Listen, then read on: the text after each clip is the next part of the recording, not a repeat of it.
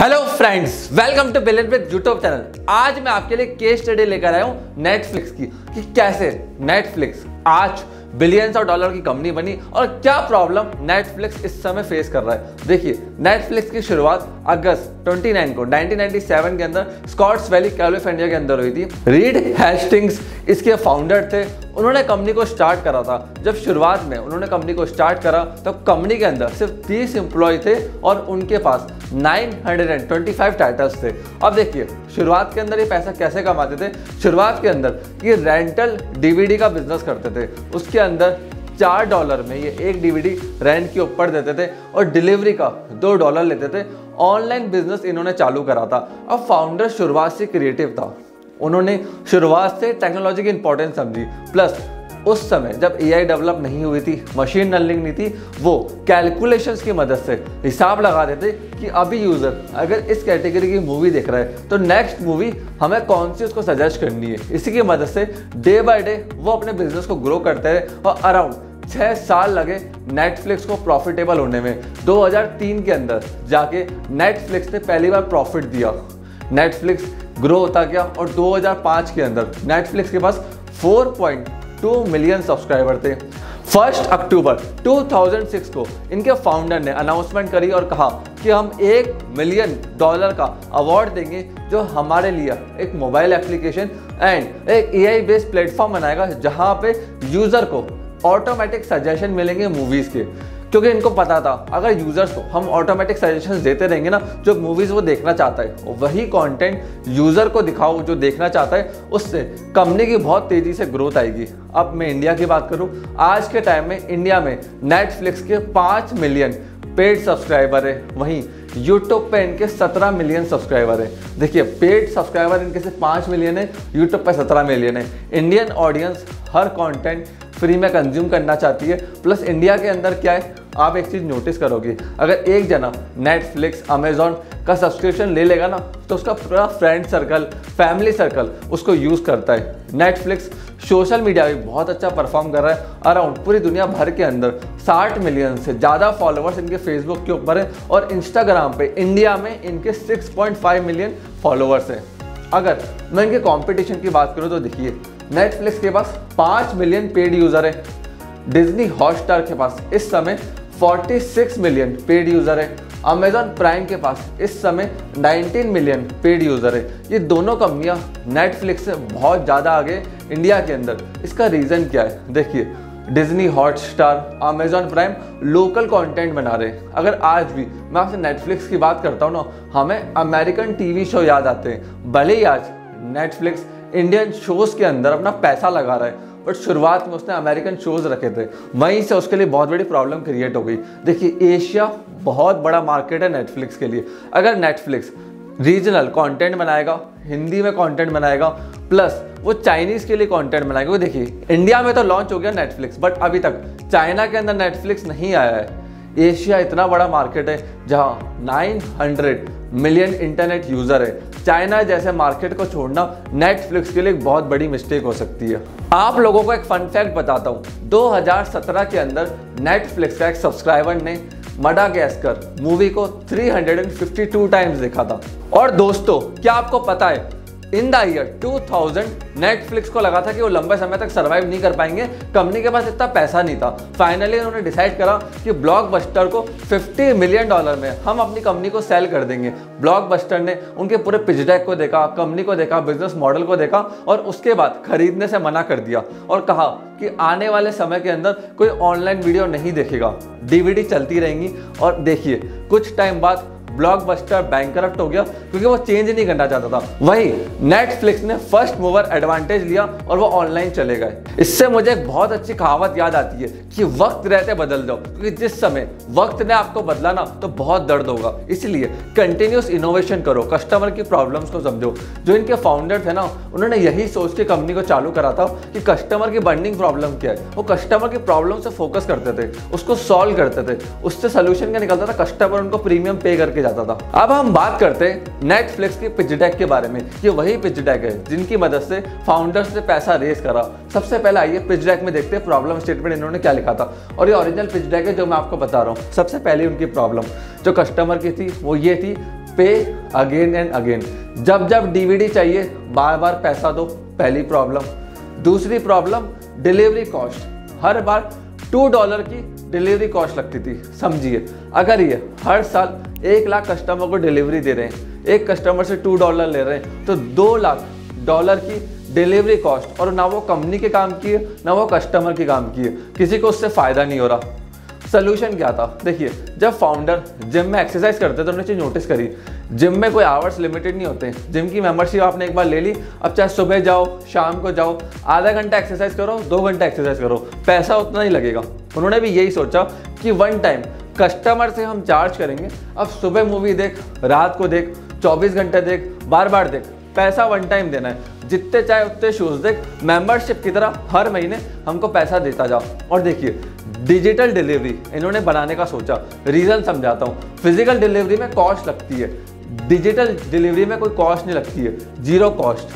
अगर मैं बड़ा बिजनेस प्राइवेट लिमिटेड जो कि एक एडटेक कंपनी है, वो इतनी सक्सेसफुल क्यों है? क्योंकि देखिए, बायजूस के बंदे सेल्स करने जाते हैं, डिवाइस लेके जाते हैं, अब वहाँ पे एक कॉस्ट इन्वॉल्व हो जाती है जब आप फिजिकली कुछ डिलीवर कर रहे हो, बुक्स को डिलीवर कर रहे हो। बड़ा बिजनेस कुछ भी फिजिकल डिलीवरी नहीं करता है, उनकी 0 है, सब कुछ डिजिटल डिलीवरी है। जब जब आप डिजिटल डिलीवरी करोगे, डिलीवरी का कॉस्ट बचेगा, आपकी सक्सेस के चांसेस बढ़ेंगे। फिर उन्होंने अपने पिच डेक के अंदर यूएसपी को डाला कि यूनिक सेलिंग पॉइंट क्या है। देखिए, कस्टमर टीवी के ऊपर 160 आवर्स का एडवर्टाइजमेंट देखता है हर साल, वो समय इन्होंने कस्टमर का बचाया है। तो सबसे पहले समय बचा रहे हैं। फिर दूसरा फायदा, फास्ट डिलीवरी। अगर आज मैं डीवीडी को पोस्ट करूंगा ना, तो एटलीस्ट 2 डेज लगेंगे, डिजिटली तो विद इन सेकेंड्स डिलीवरी हो जाती है। तीसरा फायदा, अनलिमिटेड यूज। अब डीवीडी में क्या है, मैं कम मूवीज डाल के पोस्ट कर सकता हूँ। ऑनलाइन में जितनी चाहे कस्टमर उतनी मूवीज देखे, अनलिमिटेड ऑप्शन दिया कस्टमर को। चौथी स्लाइड के अंदर इन्होंने अपनी टाइमलाइन को लगाया। 1997 में कंपनी यहाँ थी, इन द ईयर 2000 यहाँ थे, 2004 के अंदर यहाँ तक पहुंचे, और फाइनली 2007 के अंदर ये कंप्लीट डिजिटल हो गए। डिलीवरी का बिजनेस इन्होंने खत्म कर दिया। फिर इन्होंने अपने रेवेन्यू मॉडल्स को अपने शीट में लगाया। उसके अंदर बताया कंपनी पैसा कैसे कमाएगी। कंपनी 3 मॉडल लॉन्च करेगी, जहां से पर मंथ सब्सक्रिप्शन बेसिस के ऊपर वो यूजर्स को लेकर आएंगे।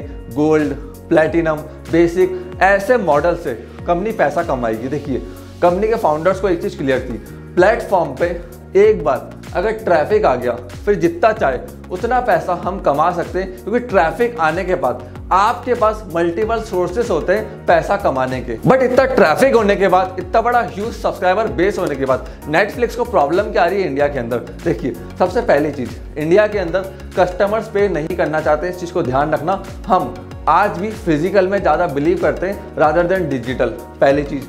दूसरी प्रॉब्लम, नेटफ्लिक्स के पास आज भी रीजनल कंटेंट बहुत कम है as compare to Disney and बाकी अदर कॉम्पिटिटर्स। और देखिए, शुरुआत के अंदर है ना, नेटफ्लिक्स एक प्लेटफॉर्म था, ये इंटेलेक्चुअल प्रॉपर्टी राइट्स मूवीज इनकी नहीं थी। डिज्नी, HBO, जो बाकी बड़े प्लेयर्स थे ना, अगर मैं अमेजॉन प्राइम की बात करूं तो इनका सोर्स ऑफ रेवेन्यू OTT नहीं था। डिज्नी टीवी पे अपने शोज चला के पैसे कमा रहा था, HBO भी कमा रहा था, अमेजॉन प्राइम के आने से पहले अमेजॉन से कमा रहा था। तो इन सब के रेवेन्यू मॉडल्स पहले से ही बने हुए थे। अब हुआ क्या, नेटफ्लिक्स पे इन्होंने अपने शोज को लॉन्च करा, उनको देखा नेटफ्लिक्स बहुत पैसे छाप रहा है। अब टेक्नोलॉजी बनाना कोई महंगी चीज़ छोड़ना है। इवन नेटफ्लिक्स के जो फाउंडर थे, उनको भी टेक की इतनी नॉलेज नहीं थी, वो तो उल्टा हायरिंग करी उन्होंने मार्केट से, सीखा टेक के बारे में, तब जाके वो एक टेक बेस्ड प्लेटफॉर्म बना पाए।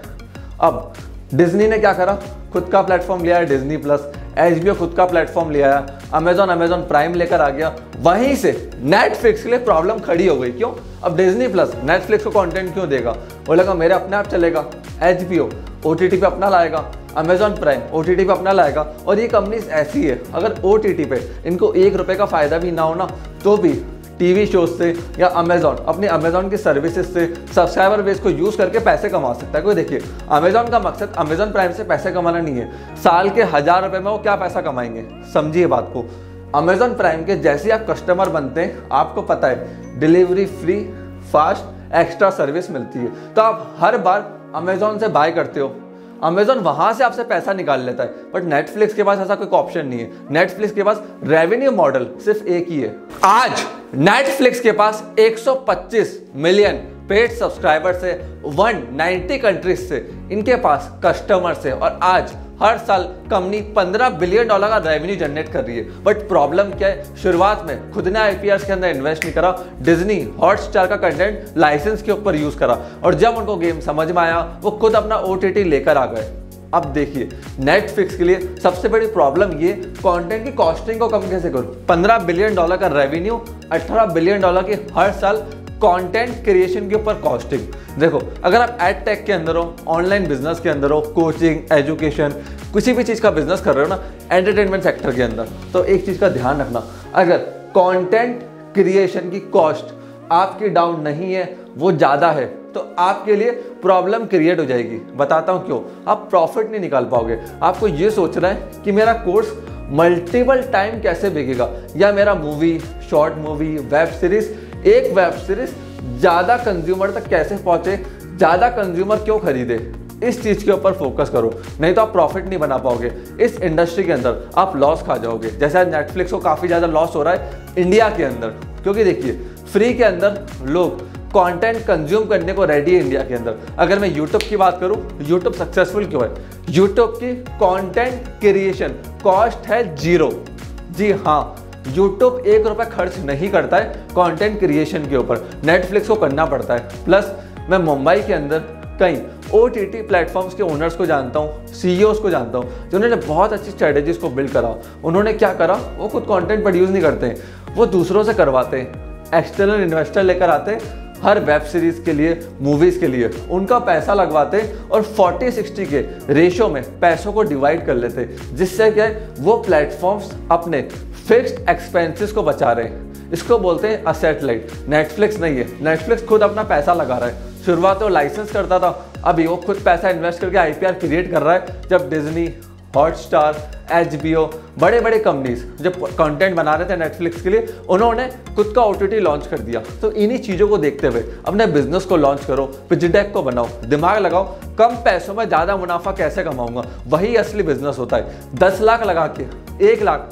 कमाने को बिजनेस करना नहीं कहते, 1 लाख रुपए लगा के 10 लाख का बिजनेस करने को बिजनेस करना कहते हैं, वो होता है असली बिजनेस। सो फ्रेंड्स, मैं आशा करता हूँ ये केस स्टडी आपको पसंद आई होगी। प्लीज इस वीडियो को लाइक कर दीजिए, चैनल को फटाफट सब्सक्राइब करो, और आप लोगों के क्या थॉट्स है, क्या नेटफ्लिक्स इंडिया के अंदर कमबैक कर पाएगा, नेटफ्लिक्स इंडिया के अंदर चल पाएगा, मुझे कमेंट सेक्शन के अंदर बताओ। मैं आप लोगों के व्यूज जानना चाहता हूँ। अपने इस वीडियो को यहाँ तक देखा है, उसको अंडरस्टैंड करा है, अब आपके क्या थॉट्स है, आपकी क्या सोच है, कमेंट सेक्शन के अंदर मुझे बताओ। मैं हर कमेंट का आपको आंसर दूंगा, आपसे डिस्कस करूंगा। तो आइए मिलते हैं कमेंट सेक्शन के अंदर। एंड आपने इस वीडियो को देखा यहाँ तक, हमें इतना प्यार दिया, सपोर्ट दिया, उसके लिए धन्यवाद।